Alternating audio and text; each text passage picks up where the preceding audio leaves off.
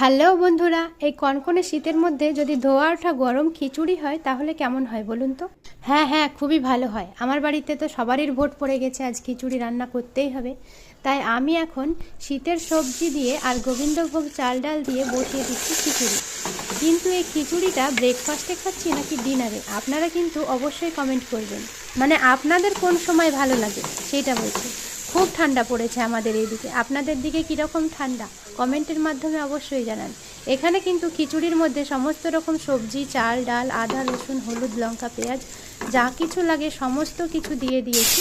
এবার দিয়ে নিব দুটো সিটি, যেহেতু গোবিন্দভোগ চাল আসছে বেশি সিটির প্রয়োজন নেই। তারপরে সিটিটা খুলে দেখে নেব খিচুড়ি কেমন হয়েছে। ওফ, গরম খিচুড়ি আর এইরকম কনকনে ঠান্ডা, সঙ্গে কিন্তু ঘি অবশ্যই লাগবে। ভিডিওটা ভালো লাগলে লাইক করে শেয়ার করে দিবেন আর সাবস্ক্রাইব করার অনুরোধ রইল। ধন্যবাদ।